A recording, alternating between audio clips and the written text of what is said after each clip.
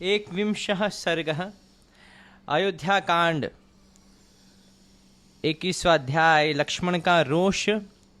उनका श्री राम को बलपूर्वक राज्य पर अधिकार कर लेने के लिए प्रेरित करना तथा श्री राम का पिता की आज्ञा के पालन को ही धर्म बताकर माता और लक्ष्मण को समझाना।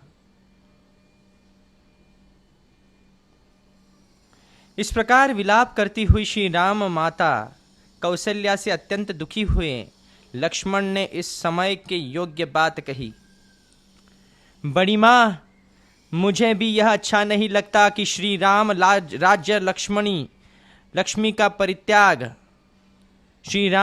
लक्ष्मी का परित्याग करके वन में जाएं। महाराज तो इस समय स्त्री की बातों में आ गए हैं, इसलिए उनकी प्रकृति विपरीत हो गई है।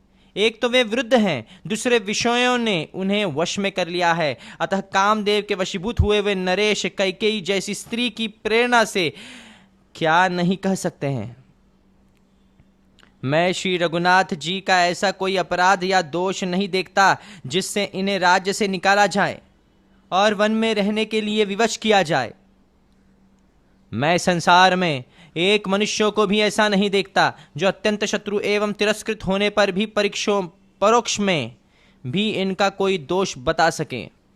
धर्म पर दृष्टि रखने वाला कौन ऐसा राजा होगा जो देवता के समान शुद्ध, सरल, जितेंद्रिय और शत्रुओं पर भी स्नेह रखने वाला श्री राम जैसे पुत्र का अकारण परित्याग करेगा। जो पुनः बाल भाव, विवेक शून्यता को प्राप्त हो गए हैं, ऐसे राजा के इस वचन को राजनीति का ध्यान रखने वाला कौन पुत्र अपने हृदय में स्थान दे सकता है। रघुनंदन, जब तक कोई भी मनुष्य आपके वनवास की बात को नहीं जानता है, तब तक ही आप मेरी सहायता से इस राज्य के शासन की बागडोर अपने हाथ में ले लीजिए। रघुवीर, जब मैं धनुष लिए आपके पास रहकर आपकी रक्षा करता हूँ और आप काल के समान युद्ध के लिए डट जाएं, इस समय आपसे अधिक पौरुष प्रकट करने में कौन समर्थ हो सकता है। नरश्रेष्ठ, यदि नगर के लोग विरोध में खड़े होंगे तो मैं अपने तीखे बाणों से सारी अयोध्या को मनुष्यों से सूनी कर दूंगा। जो भरत का पक्ष लेगा अथवा केवल जो उन्हीं का हित चाहेगा, उन सब का मैं वध कर डालूंगा। क्योंकि जो कोमल या नम्र होता है उसका सभी तिरस्कार करते हैं। यदि कैकेयी के प्रोत्साहन देने पर उसके ऊपर संतुष्ट हो पिताजी हमारे शत्रु बन रहे हैं, तो हमें भी मोह ममता छोड़कर इन्हें कैद कर लेना या मार डालना चाहिए। क्योंकि यदि गुरु भी घमंड में आकर कर्तव्य अकर्तव्य का ज्ञान खो बैठे और कुमार्ग पर चलने लगे तो उसे भी दंड देना आवश्यक हो जाता है। पुरुषोत्तम, राजा किस बल का सहारा लेकर अथवा किस कारण को सामने रखकर आपको न्यायतः प्राप्त हुआ यह राज्य अब कैकेयी को देना चाहते हैं। शत्रुदमन श्री राम, आपके और मेरे साथ भारी वैर बांधकर इनकी क्या शक्ति है कि यह राज्य लक्ष्मी ये भरत को दे दें। देवी, बड़ी माँ, मैं सत्य, धनुष, दान तथा यज्ञ आदि की शपथ खाकर तुमसे सच्ची बात कहता हूं कि मेरा अपने पूज्य भ्राता श्री राम में हार्दिक अनुराग है। देवी, आप विश्वास रखें, यदि श्री राम जलती हुई आग में या घोर वन में प्रवेश करने वाले होंगे तो मैं इनसे भी पहले उसमें प्रविष्ट हो जाऊंगा। इस समय आप रघुनाथ जी तथा अन्य सब लोग भी मेरे पराक्रम को देखें। जैसे सूर्य उदित होकर अंधकार का नाश कर देता है, उसी प्रकार मैं भी अपने शक्ति से आपके सब दुख दूर कर दूंगा। जो कैकेयी में आसक्त चित्त होकर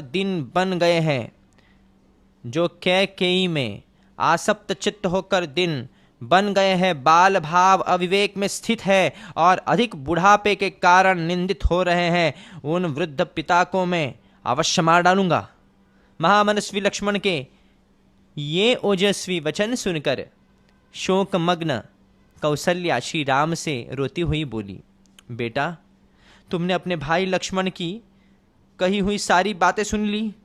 यदि जंचे तो अब इसके बाद तुम जो कुछ करना उचित समझो उसे करो। मेरी सौत की कही हुई अधर्म युक्त बात सुनकर मुझ शोक से संतप्त हुई माता को छोड़कर तुम्हें यहाँ से नहीं जाना चाहिए। धर्मिष्ठ तुम धर्म को जानने वाले हो, इसलिए यदि धर्म का पालन करना चाहो तो यहीं रहकर मेरी सेवा करो और इस प्रकार परम उत्तम धर्म का आचरण करो। वत्स, अपने घर में नियम पूर्वक रहकर माता की सेवा करने वाले काश्यप उत्तम तपस्या से युक्त हो स्वर्ग लोक में चले गए थे। जैसे गौरव के कारण राजा तुम्हारे पूज्य हैं, उसी प्रकार मैं भी हूँ। मैं तुम्हें वन जाने की आज्ञा नहीं देती, अतः तुम्हें यहाँ से वन को नहीं जाना चाहिए। तुम्हारे साथ तिनके चबाकर रहना भी मेरे लिए श्रेयस्कर है, परंतु तुमसे विलग हो जाने पर न मुझे इस जीवन से कोई प्रयोजन है और न सुख से। यदि तुम मुझे शोक में डूबी हुई छोड़कर वन को चले जाओगे तो मैं उपवास करके प्राण त्याग देंगी, जीवित नहीं रह सकूंगी। बेटा, ऐसा होने पर तुम संसार प्रसिद्ध वह नरक तुल्य कष्ट पाओगे जो ब्रह्म हत्या के समान है और जिसे सरिताओं के स्वामी समुद्र ने अपने अधर्म के फल रूप से प्राप्त किया था। माता कौशल्या को इस प्रकार दीन होकर विलाप करती देख धर्मात्मा श्री रामचंद्र ने यह धर्मयुक्त वचन कहा। माता, मैं तुम्हारे चरणों में सिर झुकाकर तुम्हें प्रसन्न करना चाहता हूँ। मुझ में पिताजी की आज्ञा का उल्लंघन करने की शक्ति नहीं है, अतः मैं वन को ही जाना चाहता हूँ। वनवासी विद्वान कंडू मुनि ने पिता की आज्ञा का पालन करने के लिए अधर्म समझते हुए भी गौ का वध कर डाला था। हमारे कुल में भी पहले राजा सगर के पुत्र ऐसे ही हो गए हैं जो पिता की आज्ञा से पृथ्वी खोदते हुए बुरी तरह से मारे गए। जमदग्नि के पुत्र परशुराम जी ने पिता की आज्ञा का पालन करने के लिए ही वन में फरसे से अपनी माता रेणुका का गला काट डाला था। देवी, केवल मैं ही इस प्रकार पिता के आदेश का पालन नहीं कर रहा हूँ। जिनकी मैंने अभी चर्चा की है उन सबके पिता के आदेश का पालन किया है। माँ, मैं तुम्हारी प्रतिकूल किसी नवीन धर्म का प्रचार नहीं कर रहा हूँ। पूर्व काल के धर्मात्मा पुरुषों को भी यह अभिष्ट था। मैं तो उनके चले हुए मार्ग का ही अनुसरण करता हूँ। इस भूमंडल पर जो सबके लिए करने योग्य है वही मैं भी करने जा रहा हूँ। इसके विपरीत कोई न करने योग्य काम नहीं कर रहा हूँ। पिता की आज्ञा का पालन करने वाला कोई भी पुरुष धर्म से भ्रष्ट नहीं होता। अपनी माता से ऐसा कहकर वाक्यवेत्ताओं में श्रेष्ठ समस्त धनुर्धर शिरोमणि श्री राम ने पुनः लक्ष्मण से कहा, लक्ष्मण, मेरे प्रति तुम्हारा जो परम उत्तम स्नेह है उसे मैं जानता हूँ। तुम्हारे पराक्रम, धैर्य और दुर्धर्ष तेज का भी मुझे ज्ञान है। शुभ लक्षण लक्ष्मण, मेरी माता को जो अनुपम एवं महान दुख हो रहा है वह सत्य और क्षमा के विषय में मेरे अभिप्राय को न समझने के कारण है। संसार में धर्म ही सबसे श्रेष्ठ है, धर्म में ही सत्य की प्रतिष्ठा है। पिताजी का यह वचन भी धर्म के आश्रित होने के कारण परम उत्तम है। वीर धर्म का आश्रय लेकर रहने वाले पुरुष को पिता, माता अथवा ब्राह्मण के वचनों का पालन करने की प्रतिज्ञा करके उसे मिथ्या नहीं करना चाहिए।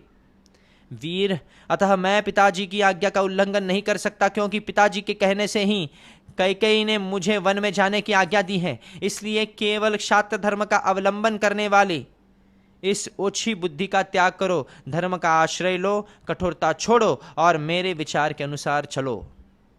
अपने भाई लक्ष्मण से सौहार्दवश ऐसी बात कहकर उनके बड़े भ्राता श्री राम ने पुनः कौशल्या के चरणों में मस्तक झुकाया और हाथ जोड़कर कहा, देवी, मैं यहाँ से वन को जाऊँगा।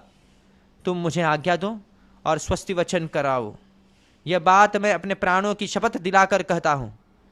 जैसे पूर्व काल में राज ऋषि ययाति स्वर्ग लोक का त्याग करके पुनः भूतल पर उतर आए थे, उसी प्रकार मैं भी प्रतिज्ञा पूर्ण करके पुनः वन से अयोध्यापुरी को लौट आऊंगा। माँ, शोक को अपने हृदय में ही अच्छी तरह दबाए रखो, शोक न करो। पिता की आज्ञा का पालन करके मैं फिर वनवास से यहाँ लौट आऊंगा।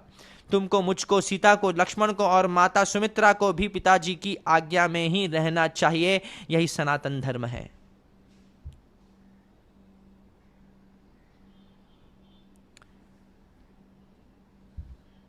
माँ, यह अभिषेक की सामग्री ले जाकर रख दो, अपने मन का दुख मन में ही दबा लो और वनवास के संबंध में जो मेरा धर्मानुकूल विचार है उसका अनुसरण करो, मुझे जाने की आज्ञा दो। श्री रामचंद्र जी की यह धर्मानुकूल तथा व्यग्रता और आकुलता से रहित बात सुनकर जैसे मरे हुए मनुष्य में प्राण आ जाए, उसी प्रकार देवी कौशल्या मूर्छा त्याग कर होश में आ गई तथा अपने पुत्र श्री राम की ओर देखकर इस प्रकार कहने लगी, बेटा, धर्म और सौहार्द के नाते जैसे पिता तुम्हारे लिए आदरणीय गुरुजन है, वैसे ही मैं भी हूं। मैं तुम्हें वन में जाने की आज्ञा नहीं देती। वत्स, मुझे दुखिया को छोड़कर तुम्हें कहीं नहीं जाना चाहिए। तुम्हारे बिना मुझे यहाँ इस जीवन से क्या लाभ है? इन स्वजनों से, देवता तथा पितरों के पूजा और अमृत से भी क्या लेना है? तुम 2 घड़ी भी मेरे पास रहो तो वही मेरे लिए संपूर्ण संसार के राज्य से भी बढ़कर सुख देने वाला है।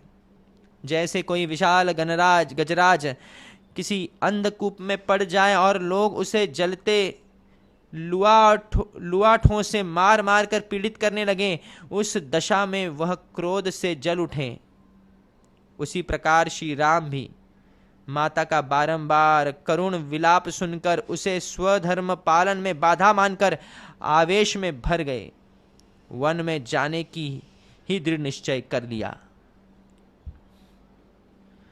उन्होंने धर्म में ही दृढ़ता पूर्वक स्थित रहकर अचेत सी हो रही माता से और आर्त एवं संतत हुए सुमित्रा कुमार लक्ष्मण से भी ऐसी धर्मानुकूल बात कही जैसी उस अवसर पर वे ही कह सकते हैं। लक्ष्मण, मैं जानता हूं तुम सदा ही मुझ में भक्ति रखते हो और तुम्हारा पराक्रम कितना महान है यह भी मुझसे छिपा नहीं है। तथापि तुम मेरे अभिप्राय की ओर ध्यान न देकर माताजी के साथ स्वयं भी मुझे पीड़ा दे रहे हो। इस तरह मुझे अत्यंत दुख में न डालो।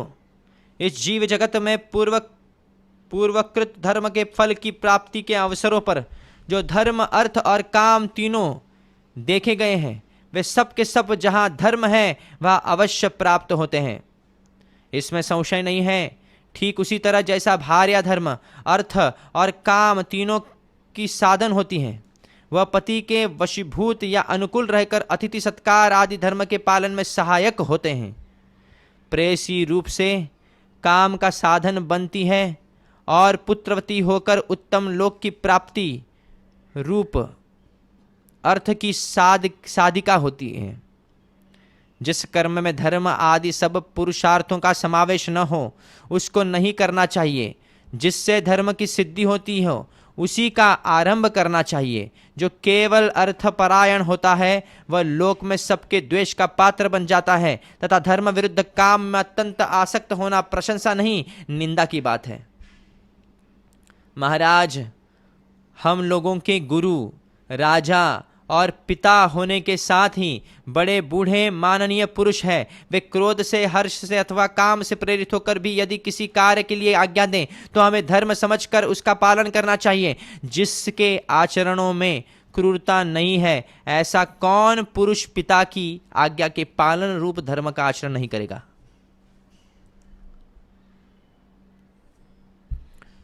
इसलिए मैं पिता की इस संपूर्ण प्रतिज्ञा का यथावत पालन करने से मुंह नहीं मोड़ सकता। तात लक्ष्मण, मैं हम दोनों की आज्ञा देने में समर्थ गुरु हैं। वे हम दोनों की आज्ञा देने में समर्थ गुरु हैं और माता जी को तो वे ही पति, गति तथा धर्म है। वे धर्म के प्रवर्तक महाराज अभी जीवित हैं और विशेषतः अपने धर्ममय मार्ग पर स्थित है। ऐसी दशा में माताजी जैसे दूसरी कोई विधवा स्त्री बेटे के साथ रहती है, उस प्रकार मेरे साथ यहाँ से वन में कैसे चल सकती हैं। अतः देवी, तुम मुझे वन में जाने की आज्ञा दो और हमारे मंगल के लिए स्वस्ति वाचन कराओ, जिससे वनवास की अवधि समाप्त होने पर मैं फिर तुम्हारी सेवा में आ जाऊं, जैसे राजा ययाति सत्य के प्रभाव से फिर स्वर्ग में लौट आए थे। केवल धर्महीन राज्य के लिए मैं महान फलदायक धर्म पालन रूप सुयश को पीछे नहीं ढकेल सकता। माँ, जीवन अधिक काल तक रहने वाला नहीं है, इसके लिए मैं आज अधर्म पूर्वक इस तुच्छ पृथ्वी का राज्य लेना नहीं चाहता। इस प्रकार नरश्रेष्ठ श्री रामचंद्र जी ने धैर्य पूर्वक दंडकारण्य में जाने की इच्छा से माता को प्रसन्न करने का प्रयत्न किया तथा अपने छोटे भाई लक्ष्मण को भी अपने विचार के अनुसार भली भांति धर्म का रहस्य समझाकर मन ही मन माता की परिक्रमा करने का संकल्प किया।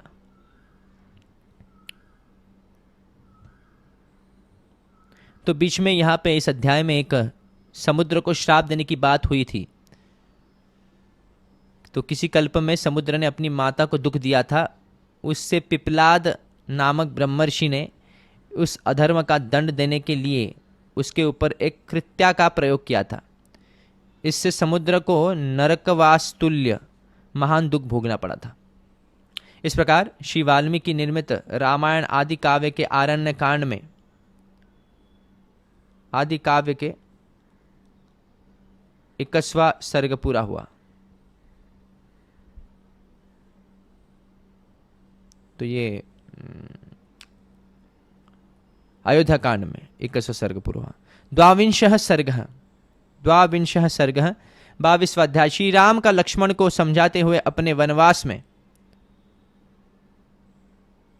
दैव को ही कारण बताना और अभिषेक की सामग्री को हटा लेने का आदेश देना।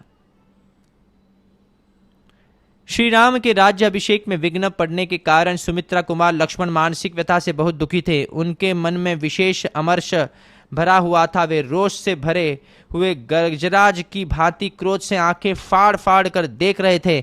अपने मन को वश में रखने वाले श्री राम धैर्य पूर्वक चित्त को निर्विकार रूप से काबू में रखते हुए अपने हितैषी सुहृद प्रिय भाई लक्ष्मण के पास जाकर इस प्रकार बोले, लक्ष्मण, केवल धैर्य का आश्रय लेकर अपने मन के क्रोध और शोक को दूर करो। चित्त से अपमान की भावना निकाल दो और हृदय में भली भांति हर्ष भरकर मेरे अभिषेक के लिए यह जो उत्तम सामग्री एकत्र की गई है उसे शीघ्र हटा दो और ऐसा कार्य करो जिससे मेरे वन गमन में बाधा उपस्थित न हो। सुमित्रा नंदन, अब तक अभिषेक के लिए सामग्री जुटाने में जो तुम्हारा उत्साह था वह इसे रोकने और मेरे वन जाने की तैयारी करने में होना चाहिए। मेरे अभिषेक के कारण जिसके चित्त में संताप हो रहा है उस हमारी माता कैकेयी को जिससे किसी तरह की शंका न रह जाए वही काम करो। लक्ष्मण, उसके मन में संदेह के कारण दुख उत्पन्न हो इस बात को मैं 2 घड़ी के लिए भी नहीं सह सकता और न इसकी उपेक्षा ही कर सकता हूँ। मैंने यहाँ अभी जानबूझकर या अनजाने में माताओं का अथवा पिताजी का कोई छोटा सा भी अपराध किया हो ऐसा स्मरण नहीं आता। पिताजी सदा सत्यवादी और सत्य पराक्रमी रहे हैं। वे परलोक के भय से सदा डरते रहते हैं। इसलिए मुझे वही काम करना चाहिए जिससे मेरे पिताजी का पारलौकिक भय दूर हो जाए। यदि इस अभिषेक संबंधी कार्य को रोक नहीं दिया गया तो पिताजी को भी मन ही मन यह सोचकर संताप होगा कि मेरी बात सत्य नहीं हुई और उनका वह मनस्ताप मुझे सदा संतत करता रहेगा। लक्ष्मण, इन्हीं सब कारणों से मैं अपने अभिषेक का कार्य रोककर शीघ्र ही इस नगर से वन को चला जाना चाहता हूँ। आज मेरे चले जाने से कृत्य हुई राजकुमारी कैकेयी अपने पुत्र भरत का निर्भय एवं निश्चिंत होकर अभिषेक करावे। मैं वल्कल और मृग चर्म धारण करके सिर पर जटाजूट बांधे जब वन को चला जाऊंगा तभी कैकेयी के मन को सुख प्राप्त होगा।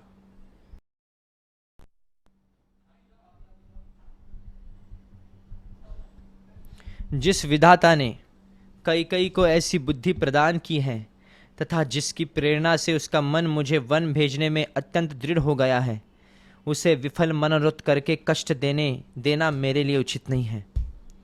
सुमित्रा कुमार, मेरे इस प्रवास में तथा पिता द्वारा दिए हुए राज्य के फिर हाथ से निकल जाने में दैव को ही कारण समझना चाहिए।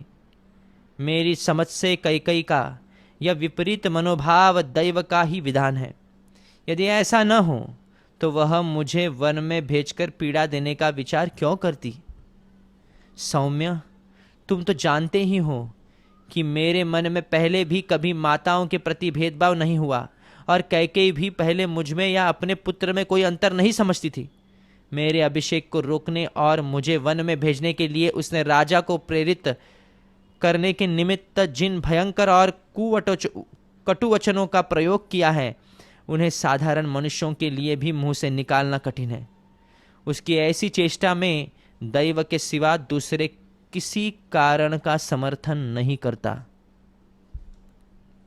यदि ऐसी बात न होती तो वैसे उत्तम स्वभाव और श्रेष्ठ गुणों से युक्त राजकुमारी कैकेयी एक साधारण स्त्री की भांति अपने पति के समीप मुझे पीड़ा देने वाली बात कैसे कहती, मुझे कष्ट देने के लिए राम को वन में भेजने का प्रस्ताव कैसे उपस्थित करती। जिसके विषय में कभी कुछ सोचा न गया हो, वही दैव का विधान है। प्राणियों में अथवा उनके अधिष्ठाता देवताओं में भी कोई ऐसा नहीं है जो उस दैव के विधान को काट सके। अतः निश्चय ही उसी की प्रेरणा से मुझ में और कैकेयी में यह भारी उलटफेर हुआ है। मेरे हाथ में आया हुआ राज्य चला गया और कैकेयी की बुद्धि बदल गई। सुमित्रा नंदन, कमा के सुख दुखादि रूप फल प्राप्त होने पर ही जिसका ज्ञान होता है, कर्म फल से अन्यत्र कहीं भी जिसका पता नहीं चलता, उस दैव के साथ कौन पुरुष युद्ध कर सकता है। सुख दुख, भय क्रोध, लाभ हानि, उत्पत्ति और विनाश तथा इस प्रकार के और भी जितने परिणाम प्राप्त होते हैं जिनका कोई कारण समझ में नहीं आता, वे सब दैव के ही कर्म हैं। उग्र तपस्वी ऋषि भी दैव से प्रेरित होकर अपने तीव्र नियमों को छोड़ बैठते और काम क्रोध के द्वारा विवश हो मर्यादा से भ्रष्ट हो जाते हैं।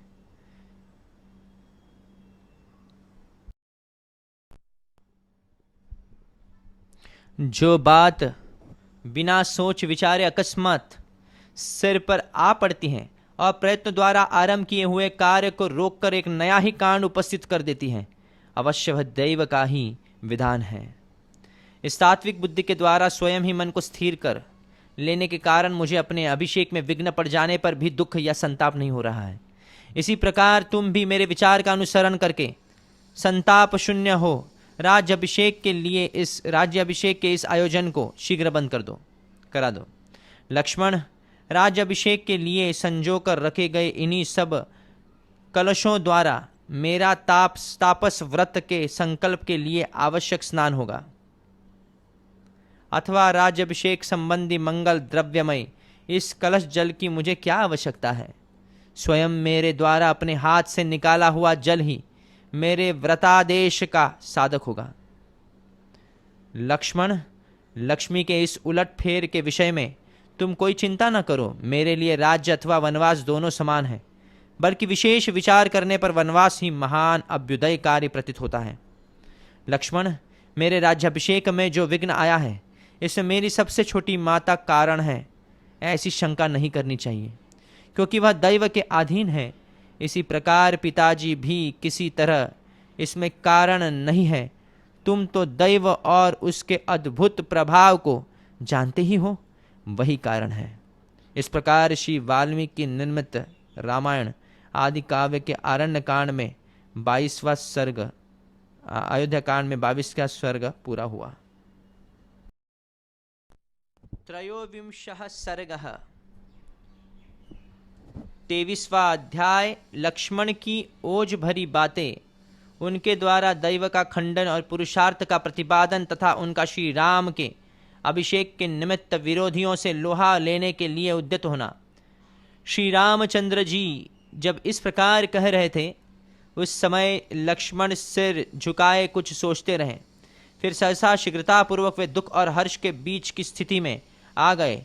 श्री राम के राज्य अभिषेक में विघ्न पड़ने के कारण उन्हें दुख हुआ और उनकी धर्म में दृढ़ता देखकर प्रसन्नता हुई। उन्होंने कहा, नरश्रेष्ठ लक्ष्मण ने उस समय ललाट में बहुओं को चढ़ाकर लंबी सांस खींचना आरंभ किया, मानो बिल में बैठा हुआ महान सर्प रोष में भरकर फुंकार मार रहा हो। तनी हुई भौहों के साथ उस समय उनका मुख कुपित हुए सिंह के मुख के समान जान पड़ता था। उसकी ओर देखना कठिन हो रहा था। जैसे हाथी अपनी सूंड हिलाया करता है, उसी प्रकार वे अपने दाहिने हाथ को हिलाते और गर्दन को शरीर में ऊपर नीचे और अगल बगल सब ओर घुमाते हुए नेत्रों के अग्रभाग से टेढ़ी नजरों द्वारा अपने भाई श्री राम को देखकर उनसे बोले, भैया, आप समझते हैं कि यदि पिता की इस आज्ञा का पालन करने के लिए मैं वन को न जाऊं तो धर्म के विरोध का प्रसंग उपस्थित होता है। इसके सिवा लोगों के मन में यह भरी शंका उठ खड़ी होगी कि जो पिता की आज्ञा का उल्लंघन करता है वह यदि राजा ही हो जाए तो हमारा धर्मपूर्वक पालन कैसे करेगा। साथ ही आप यह भी सोचते हैं कि यदि मैं पिता की इस आज्ञा का पालन नहीं करूं तो दूसरे लोग भी नहीं करेंगे। इस प्रकार धर्म की अवहेलना होने से जगत के विनाश का भय उपस्थित होता होगा। इन सब दोषों और वन गमन के प्रति जो यह बड़ा भारी संभ्रम आ गया है, यह सर्वथा अनुचित एवं भ्रममूलक ही है, क्योंकि आप असमर्थ दैव नामक तुच्छ वस्तु को प्रबल बता रहे हैं। दैव का निराकरण करने में समर्थ आप जैसा क्षत्रिय शिरोमणि वीर यदि भ्रम में नहीं पड़ गया होता तो ऐसी बात कैसे कह सकता है। अतः असमर्थ पुरुषों द्वारा ही अपनाए जाने योग्य और पौरुष के निकट कुछ भी करने में असमर्थ दैव की आप साधारण मनुष्य के समान इतनी स्तुति या प्रशंसा क्यों कर रहे हैं। धर्मात्मन, आपको उन दोनों पापियों पर संदेह क्यों नहीं होता। संसार में कितने ही ऐसे पापासक्त मनुष्य हैं जो दूसरों को ठगने के लिए धर्म का ढोंग बनाए रहते हैं। क्या आप उन्हें नहीं जानते हैं। रघुनंदन, वे दोनों अपना स्वार्थ सिद्ध करने के लिए शठतावश धर्म के बहाने आप जैसे सच्चित्र पुरुष का परित्याग करना चाहते हैं। यदि उनका ऐसा विचार होता तो जो कार्य आज हुआ है वह पहले ही हो गया होता। यदि वरदान वाली बात सच्ची होती तो आपके अभिषेक का कार्य प्रारंभ होने से पहले ही इस तरह वर दे दिया गया होता। गुणवान ज्येष्ठ पुत्र के रहते हुए छोटे का अभिषेक करना यह लोक विरुद्ध कार्य है जिसका आज आरंभ किया गया है।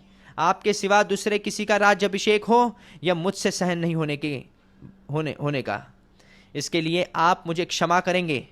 महामते, पिता के जिस वचन को मानकर आप मोह में पड़े हुए हैं और जिसके कारण आपकी बुद्धि में दुविधा उत्पन्न हो गई है, मैं उसे धर्म मानने का पक्षपाती नहीं हूँ। ऐसे धर्म का तो मैं घोर विरोध करता हूँ। आप अपने पराक्रम से सब कुछ करने में समर्थ होकर भी कैकेयी के वश में रहने वाले पिता के अधर्मपूर्ण एवं निंदित वचन का पालन कैसे करेंगे। वरदान की झूठी कल्पना का पाप करके आपके अभिषेक में रोड़ा अटकाया गया है, फिर भी आप इस रूप में नहीं ग्रहण करते हैं। इसके लिए मेरे मन में बड़ा दुख होता है। ऐसे कपटपूर्ण धर्म के प्रति होने वाली आसक्ति निंदित है।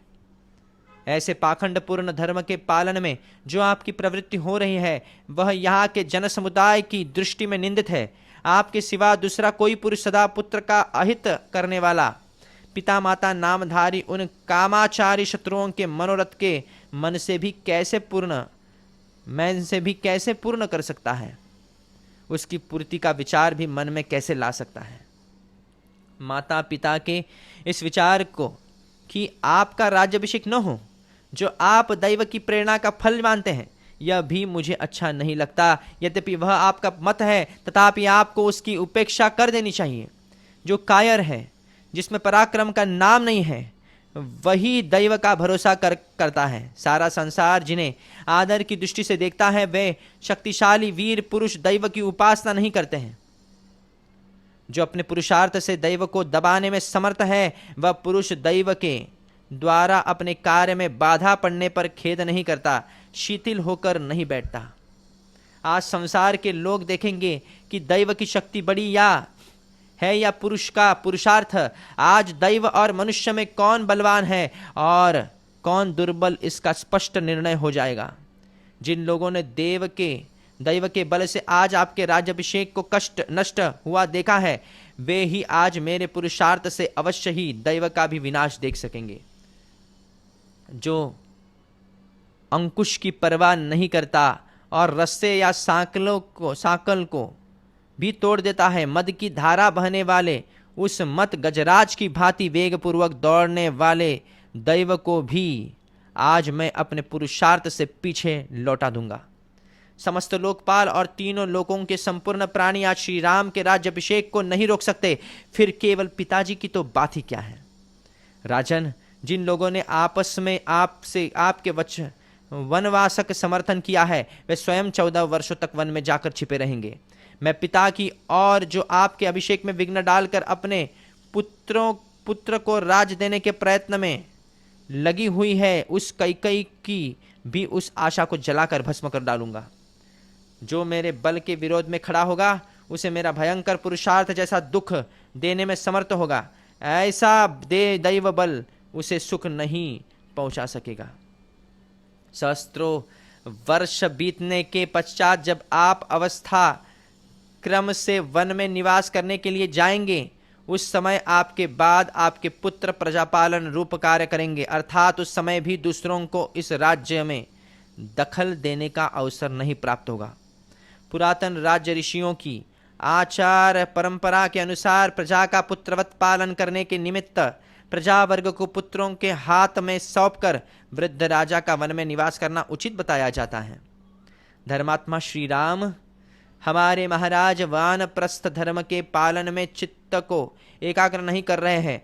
इसीलिए यदि आप यह समझते हो कि उनकी आज्ञा के विरुद्ध राज्य ग्रहण कर लेने पर समस्त जनता विद्रोही हो जाएगी, अतः राज्य अपने हाथ में नहीं कर सकेगा, और इसी शंका से यदि आप अपने ऊपर राज्य का भार नहीं लेना चाहते हैं अथवा वन में चले जाना चाहते हैं, तो इस शंका को छोड़ दीजिए। वीर, मैं प्रतिज्ञा करता हूं कि जैसी तटभूमि समुद्र को रोके रहती है, उसी प्रकार मैं आपकी और आपके राज्य की रक्षा करूंगा। यदि ऐसा न करूं तो वीर लोक का भागी न हूं। इसलिए आप मंगलमयी अभिषेक सामग्री से अपना अभिषेक होने दीजिए। इस अभिषेक के कार्य में आप तत्पर हो जाइए। मैं अकेला ही बलपूर्वक समस्त विरोधी भूपालों को रोक रखने में समर्थ हूं। ये मेरी दोनों भुजाएं केवल शोभा के लिए नहीं है। मेरे इस धनुष का आभूषण नहीं बनेगा। यह तलवार केवल कमर में बांधने रखने के लिए नहीं है, तथा इन बाणों के खंभे नहीं बनेंगे। ये सब चारों वस्तुएं शत्रुओं का दमन करने के लिए ही हैं। जिसे मैं अपना शत्रु समझता हूं, उसे कदापि जीवित रहने देना नहीं चाहता। जिस समय मैं इस तीखी धार वाली तलवार को हाथ में लेता हूं, वह बिजली की तरह चंचल प्रभा से चमक उठती है। इसके द्वारा अपने किसी भी शत्रु को, वह वज्रधारी इंद्र ही क्यों ना हो, मैं कुछ नहीं समझता। आज मेरे खड़गे के प्रहार से पिस डाले गए हाथी, घोड़े और रथियों के साथ जांग और मस्तकों द्वारा पटी हुई यह पृथ्वी ऐसी गहन हो जाएगी कि इस पर चलना फिरना कठिन हो जाएगा। मेरी तलवार की धार से कटकर रक्त से लथपथ हुए शत्रु जलती हुई आग के समान जान पड़ेंगे और बिजली सहित मेघों के समान आज पृथ्वी पर गिरेंगे। अपने हाथों में गोह के चर्म से बने हुए दस्ताने के बांधकर जब हाथ में धनुष ले मैं युद्ध के लिए खड़ा हो जाऊंगा, उस समय पुरुषों में से कोई भी मेरे सामने कैसे अपने पौरुष पर अभिमान कर सकेगा। मैं बहुत से बाणों द्वारा एक को और एक ही बाण से बहुत से योद्धाओं को धराशायी करता हुआ मनुष्यों, घोड़ों और हाथियों को मर्मस्थानों पर बाण मारूंगा। प्रभु, आज राजा दशरथ की प्रभुता को मिटाने और आपके प्रभुत्व की स्थापना करने के लिए अस्त्र बल से संपन्न मुझ लक्ष्मण का प्रभाव प्रकट होगा। श्री राम, आज मेरी ये दोनों भुजाएं जो चंदन का लेप लगाने, बाजूबंद पहनने, धन का दान करने और सुहृदों के पालन में संलग्न रहने के योग्य है, आपके राज्याभिषेक में विघ्न डालने वालों के रोकने के लिए अपने अनुरूप पराक्रम प्रकट करेंगी।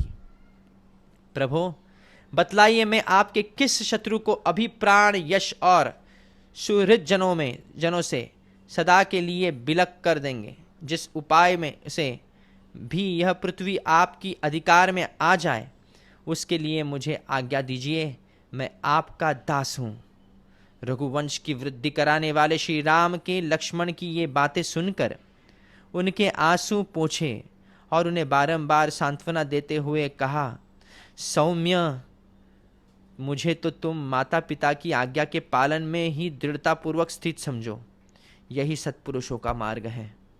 इस प्रकार श्री वाल्मीकि निर्मित रामायण आदि काव्य के अयोध्या कांड में 23वां सर्ग पूरा हुआ।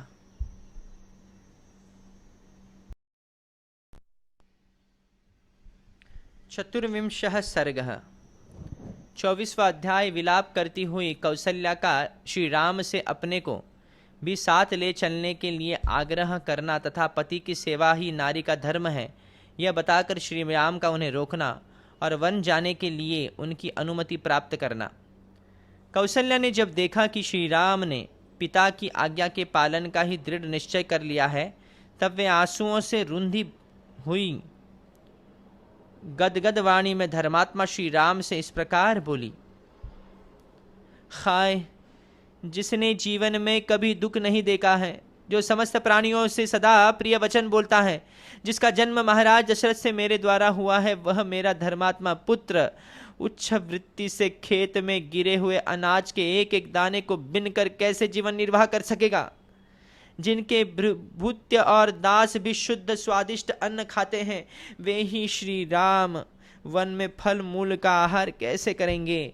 जो सद्गुण संपन्न और महाराज दशरथ के प्रिय हैं, उन्हीं कुकुत्स्थ न कुलभूषण श्री राम को जो वनवास दिया जा रहा है, इसे सुनकर कौन इस पर विश्वास करेगा? अथवा ऐसी बात सुनकर किसको भय नहीं होगा? श्री राम निश्चय ही इस जगत में दैव सबसे बड़ा बलवान है। उसकी आज्ञा सबके ऊपर चलती है, वही सबको सुख दुख से संयुक्त करता है, क्योंकि उसी के प्रभाव में आकर तुम्हारे जैसा लोकप्रिय मनुष्य भी वन में जाने को उद्यत है। परंतु बेटा, तुमसे बिछुड़ जाने पर यहाँ मुझे शोक की अनुपम एवं बहुत बड़ी हुई आग उसी तरह जलाकर भस्म कर डालेगी, जैसी ग्रीष्म ऋतु में दावानल सूखी लकड़ियों को और घास फूस को जला डालती हैं। शोक की यह आग मेरे अपने ही मन में प्रकट हुई है। तुम्हें न देख पाने की संभावना ही वायु बनकर इस अग्नि को उद्दीप्त कर रही है। विलाप जनित दुख ही इसमें ईंधन का काम कर रहे हैं। रोने से जो अश्रुपात होते हैं, वे ही मानो इसमें दी हुई धीकी आहुति हैं।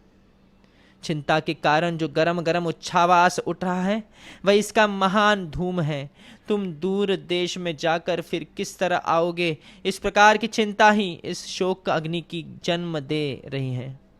सांस लेने का जो प्रयत्न है, उसी से इस आग की प्रतिक्षण वृद्धि हो रही है। तुम ही उसे बुझाने के लिए जल हो। तुम्हारे बिना यह आग मुझे अधिक सुखाकर जला डालेगी। वत्स, धेनु आगे जाते हुए अपने बछड़े के पीछे पीछे कैसे चली जाती है, उसी प्रकार मैं भी तुम जहां भी जाओगे तुम्हारे पीछे पीछे चली आऊंगी। माता कौशल्या ने जैसे जो कुछ कहा, उस वचन को सुनकर पुरुषोत्तम श्री राम ने अत्यंत दुख में डूबी हुई अपनी माँ से पुनः इस प्रकार कहा। माँ, कैकेयी ने राजा के साथ धोखा किया है। इधर मैं वन को चला जा रहा हूँ। इस दशा में यदि तुम भी उनका परित्याग कर दोगी तो निश्चय ही वे जीवित नहीं रह सकेंगे। पति का परित्याग नारी के लिए बड़ा ही क्रूरतापूर्ण कर्म है। सत्पुरुषों के इसकी बड़ी निंदा की गई है। अतः तुम्हें तो ऐसी बात कभी मन में भी नहीं डालनी चाहिए। मेरे पिता कुकुत्स्थन कुलभूषण महाराज दशरथ जब तक जीवित हैं, तब तक तुम उन्हीं की सेवा करो। पति की सेवा ही स्त्री के लिए सनातन धर्म है। श्री राम के ऐसा कहने पर शुभ कर्मों पर दृष्टि रखने वाली देवी कौशल्या ने अत्यंत प्रसन्न होकर अनायास ही महान कर्म करने वाले श्री राम से कहा, अच्छा बेटा, ऐसा ही करूंगी। माँ के इस प्रकार स्वीकृति सूचक बात कहने पर धर्मात्माओं में श्रेष्ठ श्री राम ने अत्यंत दुख में पड़ी हुई अपनी माता से पुनः इस प्रकार कहा। माँ, पिताजी की आज्ञा का पालन करना मेरा और तुम्हारा दोनों का कर्तव्य है, क्योंकि राजा हम सब लोगों के स्वामी, श्रेष्ठ गुरु, ईश्वर एवं प्रभु है। इन 14 वर्षों तक मैं विशाल वन में घूम फिर कर लौट आऊंगा और बड़े प्रेम से तुम्हारी आज्ञा का पालन करता रहूंगा। उनके ऐसा कहने पर पुत्र वत्सला कौशल्या के मुख पर पुनः आंसुओं की धारा बह चली। वे उस समय अत्यंत आर्त होकर अपने प्रिय पुत्र से बोली, बेटा राम, अब मुझसे इन सौतों के बीच में नहीं रहा जाएगा। काकुत्स्थ, यदि पिता की आज्ञा का पालन करने की इच्छा से तुमने वन में जाने की ही निश्चय किया है, तुम मुझे भी वनवासिनी हरिणी की भांति वन में ही ले चलो। यह कहकर माता कौशल्या रोने लगी। उन्हें उस तरह रोती देख श्री राम भी रो पड़े और उन्हें सांत्वना देते हुए बोले, माँ, स्त्री के जीते जी उसका पति ही उसके लिए देवता और ईश्वर के समान है। महाराज तुम्हारे और मेरे दोनों के प्रभु हैं। जब तक बुद्धिमान जगदीश्वर महाराज दशरथ जीवित है तब तक हमें अपने को अनाथ नहीं समझना चाहिए। भरत भी बड़े धर्मात्मा हैं।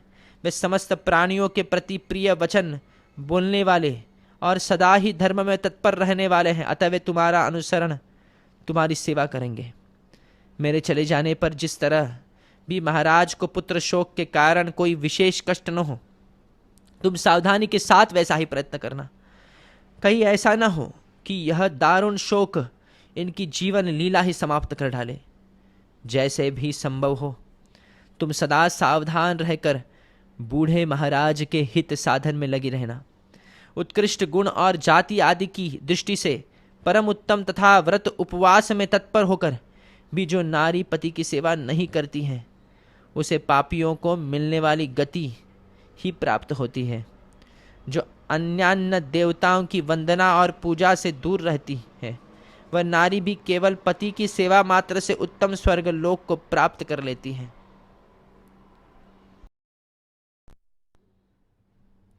अतः नारी को चाहिए कि वह पति के प्रिय एवं हित साधन में तत्पर रहकर सदा उसकी सेवा ही करे। यही स्त्री का वेद और लोक में प्रसिद्ध नित्य सनातन धर्म है। इसी का श्रुतियों और स्मृतियों में भी वर्णन है।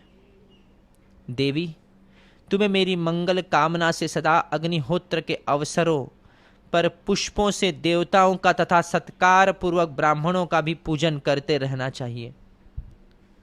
इस प्रकार तुम नियमित आहार करके नियमों का पालन करती हुई स्वामी की सेवा में लगी रहो और मेरे आगमन की इच्छा रखकर समय की प्रतीक्षा करो। यदि धर्मात्माओं में श्रेष्ठ महाराज जीवित रहेंगे तो मेरे लौट आने पर तुम्हारी भी शुभ कामना पूर्ण होगी। श्री राम के ऐसा कहने पर कौशल्या के नेत्रों में आंसू छलक आए।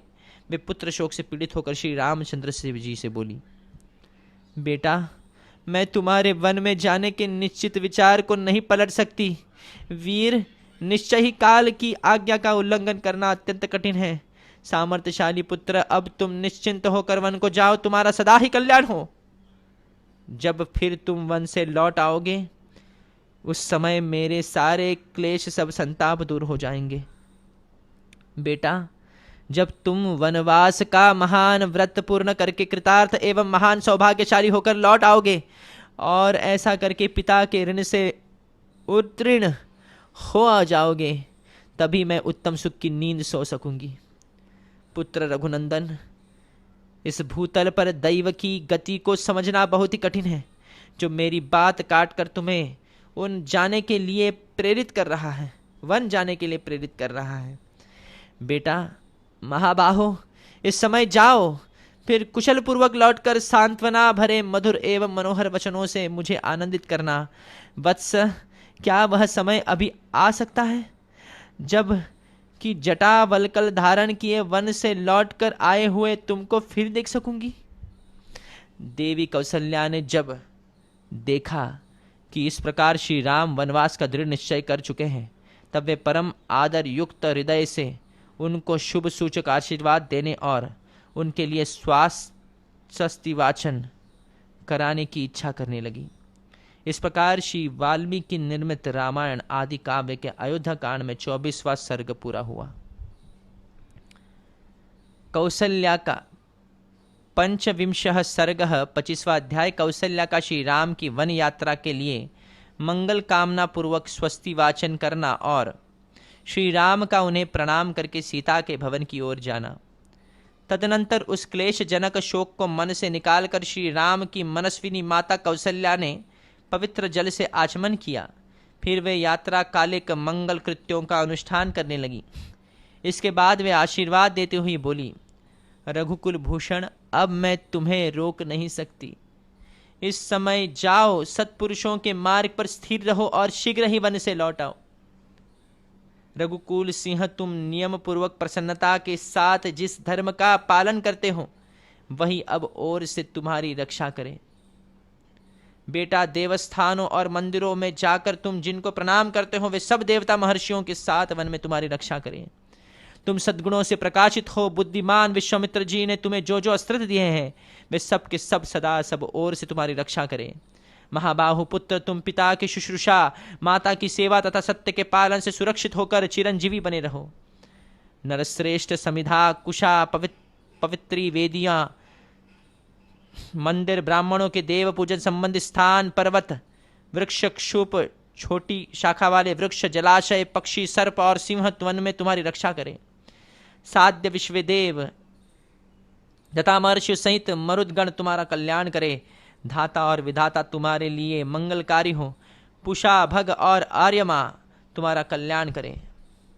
वे इंद्र आदि समस्त लोकपाल, छहों ऋतुएं, सभी मास, संवत्सर, रात्रि, दिन और मुहूर्त सदा तुम्हारा मंगल करे। बेटा, श्रुति, स्मृति और धर्म भी सब ओर से तुम्हारी रक्षा करे। भगवान स्कंददेव, सोम, बृहस्पति, सप्तऋषिगण और नारद ये सभी सब ओर से तुम्हारी रक्षा करें। पुत्र, वे प्रसिद्ध सिद्धगण, दिशाएं और दिक्पाल मेरी ही हुई स्तुति से संतुष्ट हो उस वन में सदा सब ओर से तुम्हारी रक्षा करें। समस्त पर्वत, समुद्र, राजा वरुण, द्युलोक, अंतरिक्ष, पृथ्वी, वायु, चराचर प्राणी, समस्त नक्षत्र, देवताओं सहित ग्रह, दिन और रात तथा दोनों संध्याएं ये सब के सब वन में जाने पर सदा तुम्हारी रक्षा करें। 6 ऋतुओं, अन्यान्य मास, संवत्सर, कला और काष्ठा ये सब तुम्हें कल्याण प्रदान करें। मुनि का वेश धारण करके उस विशाल वन में विचरते हुए तुझ बुद्धिमान पुत्र के लिए समस्त देवता और दैत्य सदा सुखदायक हो। बेटा, तुम्हें भयंकर राक्षसों, क्रूर कर्मा, पिशाचों तथा समस्त मांस भक्षी जंतुओं से कभी भय न हो। वन में जो मेंढक या वानर, बिच्छू, डांस, मच्छर, पर्वतीय सर्प और कीड़े होते हैं वे उस गहन वन में तुम्हारे लिए हिंसक न हो। पुत्र, बड़े बड़े हाथी, सिंह, व्याघ्र, रीछ, दाढ़ वाले अन्य जीव तथा विशाल सिंग वाले भयंकर भैंसे वन में तुमसे द्रोह न करें।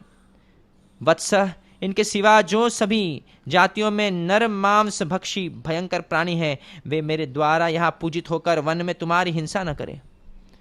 पुत्र राम, सभी मार्ग तुम्हारे लिए मंगलकारी हो, तुम्हारे पराक्रम सफल हो अतः तुम्हें सब संपत्तियां प्राप्त होती रहे। तुम सकुशल यात्रा करो। तुम्हें आकाशचारी प्राणियों से, भूतल के जीवन जंतुओं से, समस्त देवताओं से तथा जो तुम्हारे शत्रु है उनसे भी सदा कल्याण प्राप्त होता रहे। श्री राम, शुक्र, सोम, सूर्य, कुबेर तथा यम ये मुझसे पूजित हो दंडकारण्य में निवास करते समय सदा तुम्हारी रक्षा करें। रघुनंदन, स्नान और आचमन के समय अग्नि, वायु, धूम तथा ऋषियों के मुख से निकलने हुए मंत्र तुम्हारी रक्षा करे। समस्त लोकों के स्वामी ब्रह्मा, जगत के कारणभूत ब्रह्म, ऋषिगण तथा उनके अतिरिक्त जो देवता है वे सब के सब वनवास के समय तुम्हारी रक्षा करें। ऐसा कहकर विशाल लोचना यशस्विनी रानी कौसल्या ने पुष्पमाला और गंध आदि उपचारों से तथा अनुरूप स्तुतियों द्वारा देवताओं का पूजन किया। उन्होंने श्री राम की मंगल कामना से अग्नि को लाकर एक महात्मा ब्राह्मण के द्वारा उसमें विधिपूर्वक होम करवाया। श्रेष्ठ नारी महारानी कौसल्या ने घी, श्वेत, पुष्प और माला, समिधा तथा सरसों आदि वस्तुएं ब्राह्मण के समीप रखवा दी। पुरोहित जी ने समस्त उपद्रवों की शांति और आरोग्य के उद्देश्य से विधिपूर्वक अग्नि में होम करके हवन से बचे हुए हविष्य के द्वारा होम की वेदी से बाहर 10 दिशाओं में इंद्र आदि लोकपालों के लिए बलि अर्पित की। तदनंतर स्वस्ति वाचन के उद्देश्य से ब्राह्मणों को मधु, दही, अक्षत और घृत अर्पित करके वन में राम का सदा मंगल हो इस कामना से कौसल्या जी ने उन सबसे स्वस्तियन संबंधी मंत्रों का पाठ करवाया। इसके बाद यशस्विनी श्री राम माता ने उन विप्रवर पुरोहित जी को उनकी इच्छा के अनुसार दक्षिणा दी और श्री रघुनाथ जी से इस प्रकार कहा। वृत्रासुर का नाश करने के निमित्त सर्वदेव वंदित शस्त्र नेत्रधारी इंद्र को जो मंगलमय आशीर्वाद प्राप्त हुआ था, वही मंगल तुम्हारे लिए भी हो। पूर्व काल में विनता देवी ने अमृत लाने की इच्छा वाले अपने पुत्र गरुड़ के लिए जो मंगल कृत्य किया था, वही मंगल तुम्हें भी प्राप्त हो। अमृत की उत्पत्ति के समय दैत्यों का संहार करने वाले वज्रधारी इंद्र के लिए माता अदिति ने जो मंगलमय आशीर्वाद दिया था, वही मंगल तुम्हारे लिए भी सुलभ हो। श्री राम 3 पगों को बढ़ाते हुए अनुपम तेजस्वी भगवान विष्णु के लिए जो मंगलाशंसा की गई थी, वही मंगल तुम्हारे लिए भी प्राप्त हो। महाबाहो ऋषि, समुद्र, द्वीप, वेद, समस्त लोक और दिशाएं तुम्हें मंगल प्रदान करे, तुम्हारा सदा शुभ मंगल हो। इस प्रकार आशीर्वाद देकर विशाल लोचना भामिनी कौशल्या ने पुत्र के मस्तक पर अक्षत रखकर चंदन और रोली लगाई तथा सब मनोरथों को सिद्ध करने वाली विशल्य करणी नामक शुभ औषधि लेकर रक्षा के उद्देश्य से मंत्र पढ़ते हुए उसको श्री राम के हाथ में बांध दिया। फिर उसमें उत्कर्ष लाने के लिए मंत्र का जप भी किया। तदनंतर दुख के आधीन हुई कौशल्या ने ऊपर से प्रसन्न सी होकर मंत्रों का स्पष्ट उच्चारण भी किया। उस समय वे वाणी मात्र से ही मंत्रोच्चारण कर सकी, हृदय से नहीं, क्योंकि हृदय श्री राम के वियोग की संभावना से व्यथित था। इसलिए वे खेत से गदगद लड़खड़ाती हुई वाणी से मंत्र बोल रही थी। इसके बाद वन के मस्तक को उसके बाद श्री राम जी के मस्तक को कुछ झुकाकर यशस्विनी माता ने सूंघा और बेटे को हृदय से लगाकर वहां कहा, वत्स राम, तुम सफल मनोरथ होकर सुखपूर्वक वन को आ जाओ। जब पूर्ण काम होकर रोग रहित सकुशल अयोध्या में लौटोगे, उस समय तुम्हें राजमार्ग पर स्थित देखकर सुखी हो जाऊंगी। उस समय मेरे दुखपूर्ण संकल्प मिट जाएंगे, मुख पर हर्ष जनित उल्लास छा जाएगा और मैं वन से आए हुए तुमको पूर्णिमा की रात में उदित हुए पूर्ण चंद्रमा की भांति देखूंगी। श्री राम वनवास से यहाँ आकर पिता की प्रतिज्ञा को पूर्ण करके जब तुम राज सिंहासन पर बैठोगे, उस समय मैं पुनः प्रसन्नता पूर्वक तुम्हारा दर्शन करूंगी। अब जाओ और वनवास से यहाँ लौटकर राजोचित मंगलमय वस्त्राभूषणों से विभूषित हो तुम सदा मेरी बहु सीता की समस्त कामनाएं पूर्ण करते रहो। रघुनंदन, मैंने सदा जिनका पूजन और सम्मान किया है, वे शिव आदि देवता, महर्षि, भूतगण, देवोपम, नाग और संपूर्ण दिशाएं, ये सब के सब वन में जाने पर चिरकाल तक तुम्हारे हित साधन की कामना करते रहे। इस प्रकार माता ने नेत्रों में अत्यंत आंसू भरकर विधि पूर्वक वह स्वस्ति वाचन कर्म पूर्ण किया।